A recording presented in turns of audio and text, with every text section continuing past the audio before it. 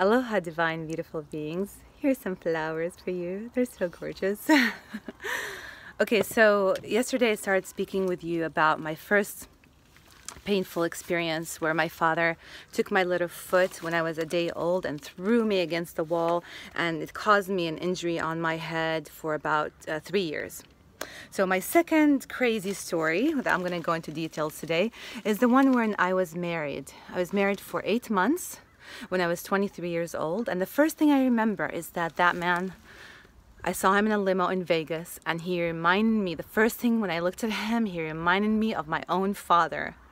If I had the wisdom that I have today, I would have crashed that limo and ran away.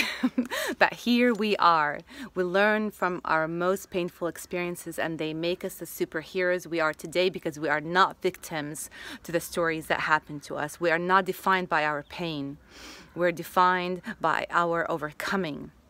We are defined by becoming the superheroes from the stories of pain and struggle. And I have overcome all my childhood abuse and all my I thought, well, the childhood was so traumatically painful. Here, I'll make it in my 20s. I'll get married and I'll fit in finally. I'll follow the societal expectations. And bam, I was hit harder than I was hit during my entire life. So that was by far the most traumatic.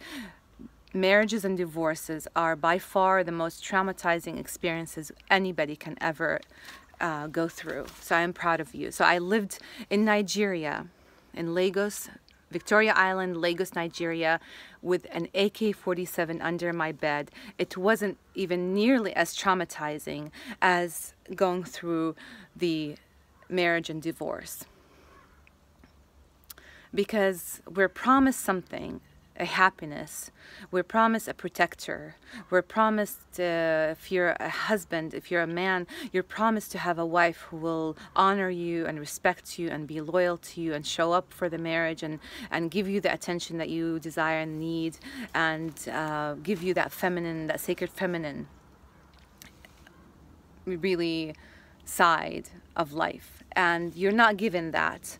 And then the woman is promised a masculine man who is gonna honor her and love her for who she is, as she loves him for who he is.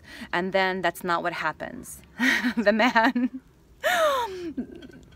men are taught to be a certain way and they have certain needs, and women are taught to be a certain way and they have certain needs. And when you are not woke as fuck, awakened in your life, death, and rebirth as a human being on the higher levels, you think that you need to expect to get that from the other person. Because, like, well, I'm married, am I not supposed to be happy, and is this person supposed to give me that happiness that I desire? So when that doesn't happen, we end up feeling extremely traumatized. Their expectations. Aren't you supposed to be going to work and giving me this and this and that? Are you providing enough for me? And the man is like, aren't we supposed to have sex? Aren't you supposed to be loving and charming and adorable like you promised you would be at the beginning? And when it doesn't happen, everyone is screwed. Everyone is traumatized. So we know the story. Everyone knows that story by now, right? We all know that story of the failed marriages, of the blame game, of the victim mentality.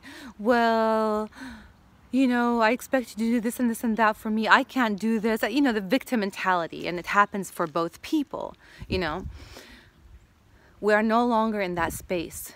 We are in a new place now, where we no longer have to make these choices and decisions. We can take our power back. It is time for us right now to step back and focus on the here and now, on this moment. The only power we have is in this present moment right here and right now, and so it is. So let me send you the vibrations of healing and love right now. I am whole, I am healthy, I am healed. I am powerful. I am peace. I am gentle. I am the sacred masculine, and I am the sacred feminine. in one. I am, we are one love. I am extremely grateful for my painful past experiences with my father, leading on that thread to my ex-husband who beat the shit out of me. Thank you. Thank you for giving me this chance, this opportunity to become the woman I am today, to become this healer who inspires people through truly understanding their pain. I am grateful for you. Thank you for being able to play your role perfectly on the stage of life, for accepting the harshness of that role. I am in gratitude for you, my father, for playing this role, that you had to play the dark man. You had to play the man who brutalized his own child. I am grateful for you because I get to play healer and I get to be the superhero. Tears of joy and love. So much love to all of you. I will, of course, continue the 9 life-death stories, and tomorrow you'll hear the 3rd one. So much love. Until tomorrow, I love you.